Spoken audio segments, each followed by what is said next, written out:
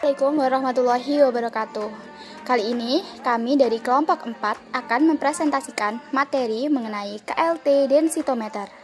Sebelumnya, kami akan memperkenalkan anggota dari kelompok kami. Pertama yaitu ada Siti Nurhasana dengan nomor induk mahasiswa 202311026, lalu Hizkia Putri Hermanto yaitu 202311031, Yua Pure Alifa dengan NIM 202311031, Safa Alivia Zahra 202311032, dan yang terakhir ada Adilia Francisca dengan NIM 202311033. Pengaplikasian KLT densitometer dapat kita lihat pada analisis alfa mangostin dalam minuman herbal kulit buah manggis atau Garnicia mangostana L dengan metode kromatografi lapis tipis densitometer. Topik yang akan dibahas pada presentasi kali ini yaitu rumusan masalah, prinsip metode, prinsip kerja, analisis data, dan kesimpulan. Untuk selanjutnya akan dijelaskan oleh teman-teman saya. Selanjutnya saya akan menjelaskan rumusan masalah tentang pengaplikasian KLT densitometri. Yang pertama yaitu bagaimana prinsip kerja dari metode kromatografi lapis tipis atau KLT densitometri. Yang kedua, apakah metode kromatografi lapis tipis atau KLT densitometri sesuai untuk menganalisis alfa mangostin pada minuman herbal kulit buah manggis? Dan yang ketiga, apa metode yang akan digunakan untuk menganalisis alfa mangostin pada minuman herbal kulit buah manggis? Baik, yang selanjutnya adalah membahas mengenai prinsip dari metode kromatografi lapis tipis densitometri. Pada analisis alfa mangostin dalam minuman herbal ini menggunakan metode KLT densitometri yang merupakan metode analisis instrumental yang didasarkan pada interaksi radiasi elektromagnetik dengan analit yang merupakan bercak pada KLT. Nah, interaksi radiasi elektromagnetik dengan noda KLT ini ditentukan adalah absorbasi, transmisi, pantulan, fluoresensi. Nah, alat KLT ini dilengkapi dengan instrumen spektrofotometer UV visible yang mempunyai radiasi sinar pada panjang gelombang 200 hingga 700 nanometer. Selanjutnya adalah prinsip kerja. Pengujian dilakukan secara kualitatif dan kuantitatif. Prinsip kerjanya yaitu plat KLT disiapkan dengan garis penotolan 1 cm dari tepi bawah dan 1 cm dari tepi atas dengan jarak pengembangan yaitu 8 cm. Nah, larutan standar alfa mangostin dan larutan uji ditotolkan masing-masing 2 mikroliter pada lempeng KLT yang sama, dielusi dan dianalisis dengan metode yang disusulkan. Nah, untuk sampel dinyatakan mengandung alfa mangostin jika bercak mempunyai nilai RF dan densitogram yang sama dengan alfa mangostin standar. Ini untuk pengujian kualitatif. Kemudian, untuk pengujian kuantitatif, luas area di bawah puncak dimasukkan ke dalam persamaan regresi yang didapat dan dilakukan perhitungan kadar sampel sehingga diperoleh kadar sampel alfa mangostin pada sampel herbal kulit manggis. Lalu untuk pembahasan yang keempat adalah mengenai analisis data yang meliputi analisis kualitatif dan analisis kuantitatif. Baik, yang pertama adalah mengenai analisis kualitatif. Berikut adalah hasil identifikasi senyawa alfa mangostin dalam sampel uji menggunakan plat KLT silika gel F254, di mana maksudnya adalah silika gel ini dapat menghasilkan fluoresensi pada panjang gelombang 254 nanometer. Dengan menggunakan fase gerak berupa kloroform dan etil asetat dengan perbandingan 9:1. Menunjukkan bahwa sampel minuman herbal merek A tidak memiliki bercak dengan nilai RF yang sama dengan senyawa alfa mangostin standar seperti yang diperlihatkan oleh gambar 3.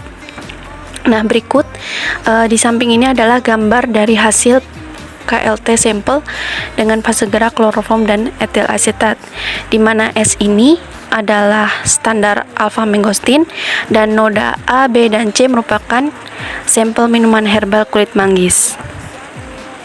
Kemudian berikut ini adalah hasil spektrodensitogram senyawa alfa mangostin. Pada gambar 2 menunjukkan spektrodensitogram senyawa alfa mangostin standar pada plat KLT yang telah dielusi dengan fase gerak kloroform etil asetat, dan bercaknya ini dipindai dengan TLC scanner yang menghasilkan RF 0,48 dan Panjang gelombang serapan maksimumnya adalah 316 nanometer. Untuk gambar 4 dibuktikan dengan hasil densitogram sampel A, di mana hanya terbentuk garis datar dan tidak terdapat puncak pada densitogram 2 dimensi. Berbeda dengan hasil densitogram sampel B dan C. Berikutnya itu masih sama tentang analisis kuantitatif. Parameter validasi untuk penentuan kadar alfa-mangostin itu parameter yang pertama rentang linearitas dalam satuan mikrogram per mililiter. Untuk hasilnya itu 50 sampai 400. Untuk persamaan regresi itu Y sama dengan 1326,1658 plus 19,7647X. Untuk koefisien korelasinya R sama dengan 0,99415. Untuk batas deteksinya dalam satuan mikrogram per mililiter itu 54,38. Untuk batas kuantisasinya dalam satuan mikrogram per mililiter itu 181,28. Selanjutnya itu ada presisi dan akurasi. Untuk CA dalam satuan mikrogram per mililiter, untuk yang pertama itu 150. Untuk CF rata-ratanya kurang lebih plus minus SD itu 169,50 plus minus 2,16.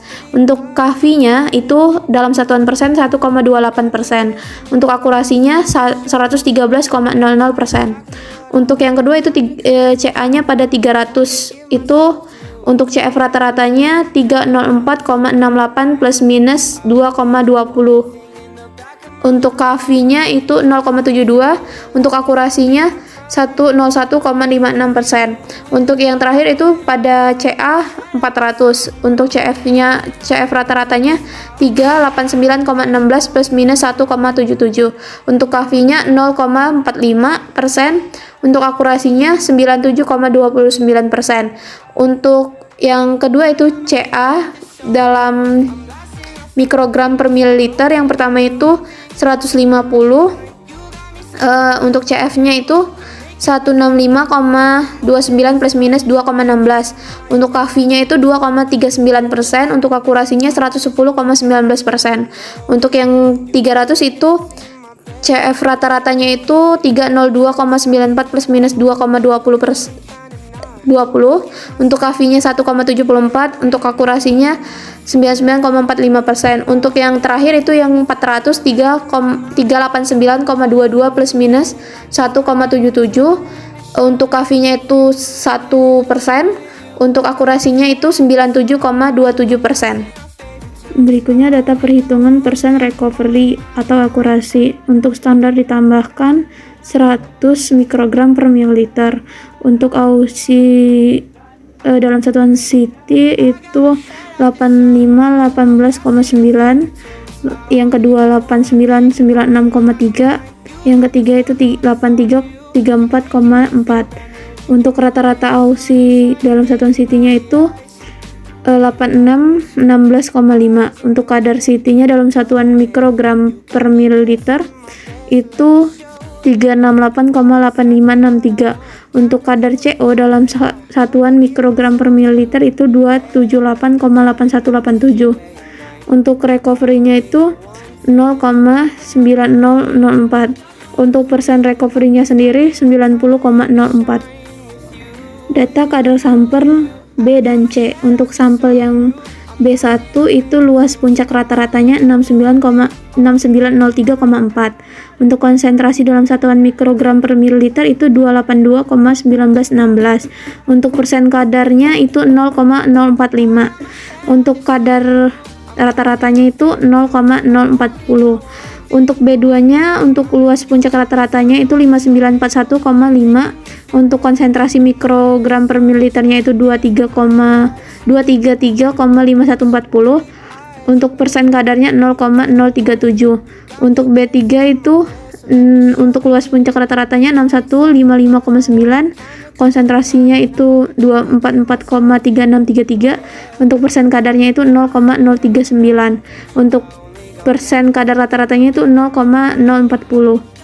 Untuk sampel yang C itu pada C1 luas puncak rata-ratanya 6836,933, untuk konsentrasinya itu 278,8187, untuk persen kadarnya itu 0,111.